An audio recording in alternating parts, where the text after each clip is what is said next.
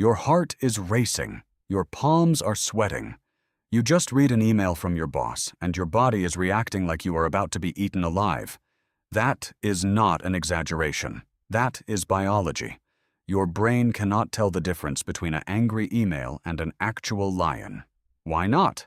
To understand this, you have to go back. Not a few years, not a few centuries, hundreds of thousands of years, to a version of you standing on an open savanna with nothing but a sharpened stick and a fast pair of legs. Back then, threats were simple. A rustle in the grass, a shadow moving wrong, a low growl in the distance. Your ancestors who reacted instantly to those signals survived. The ones who paused to think it over did not.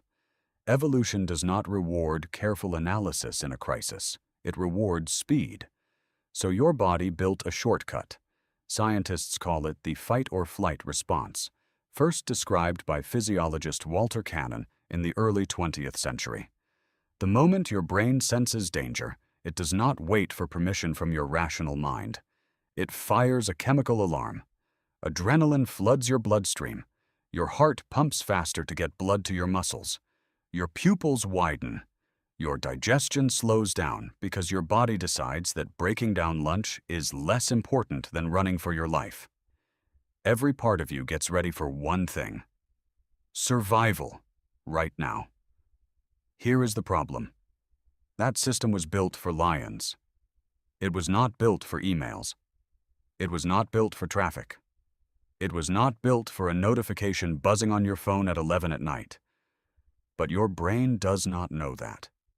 It still runs the same ancient program, whether the threat is a predator or a deadline. Have you ever noticed your chest tighten before a meeting that has nothing to do with physical danger at all? Neuroscientist Robert Sapolsky spent decades studying this exact mismatch. He observed something strange in the animal kingdom. Zebras get chased by lions, their stress hormones spike, and then, once the danger passes, their bodies return to calm almost immediately. They do not replay the chase in their minds an hour later. They do not lie awake at night, wondering if the lion is still thinking about them. Humans do. Sapolsky's research, published in his influential work on stress physiology, argued that this is the core difference between animal stress and human stress. Animals turn the alarm off. We often cannot. Why can't we? Because your brain has something a zebra does not have in the same way. Imagination. You can conjure a threat that has not even happened yet. You can worry about a conversation before it occurs. You can relive an argument from 3 days ago as if it is happening right now.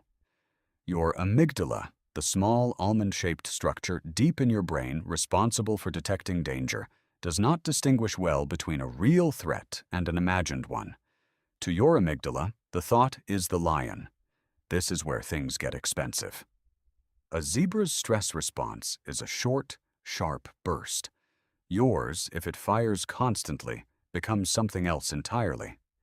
Endocrinologist Hans Selye, one of the first scientists to formally study stress in the 20th century, described what happens when the alarm never fully shuts off. He called it the general adaptation syndrome. First, alarm, then resistance, where your body tries to keep functioning under constant pressure. And finally, if the pressure never lets up, exhaustion. Your system, built for short bursts of danger, was never designed to run on high alert for months or years at a time. Think about what that means for a modern life. A single stressful thought about money can trigger the same hormonal cascade as an actual physical attack. A tense relationship, replayed in your head night after night, can keep your body in a low-grade version of that ancient survival state indefinitely. Your muscles stay tense. Your sleep gets shallow. Your immune system, which needs calm to repair and regulate itself, stays suppressed. The lion never leaves because you keep inviting it back in. Neuroscientist Bruce McEwen gave this phenomenon a name: allostatic load. It describes the cumulative wear on your body from chronic stress activation. Not one dramatic event, but thousands of small ones, stacking quietly year after year. High blood pressure, elevated inflammation, a body that ages faster than it should.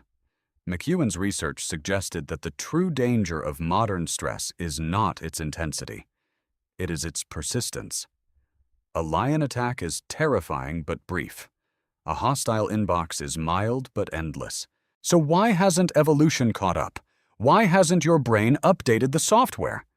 Because evolution does not move on the time scale of technology.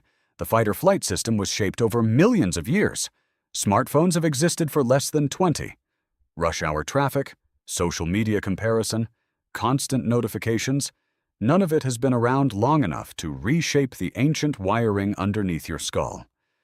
You are, quite literally, running Stone Age hardware through a world it was never built to process. But here is the strange comfort in all of this. Once you understand the mismatch, you can start to work with it instead of against it. When your heart races before a presentation, that is not a malfunction. That is your body doing exactly what it evolved to do, just aimed at the wrong target. When you feel a flash of panic reading a blunt text message, that is the same circuitry that once kept your ancestors alive on the savannah, misfiring in a world of glass screens and typed words. You are not broken. You are ancient. Some researchers have found that simply naming this mismatch, understanding that your body is reacting to a false alarm, can begin to calm the response itself. Slow, deliberate breathing signals to your nervous system that the danger has passed, even when your mind is still convinced otherwise. It is a small trick, but it speaks directly to the oldest part of your brain, the part that does not understand deadlines or inboxes, only safety and threat. Think about the last time you felt your pulse spike over something that, in hindsight, was not actually dangerous at all. A comment online, a delayed reply from someone you like, a missed call from an unknown number. In that moment, some ancient part of you was scanning the grass for movement, bracing for teeth and claws. It found none. But your body had already sounded the alarm because it could not risk waiting to find out. That is the strange inheritance you carry. A nervous system built by lions, saber-toothed cats, and centuries of scarcity, now living inside a body that mostly just needs to answer emails and get through the day. The chemicals are the same. The heartbeat is the same. Only the target has changed. So the next time your chest tightens over something small, remember where that feeling came from. It was not built to fail you. It was built to save you, in a world that no longer exists. Your heart is racing. Your palms are sweating. And somewhere underneath all of it, a very old, very loyal part of your brain still believes it is protecting you from a lion.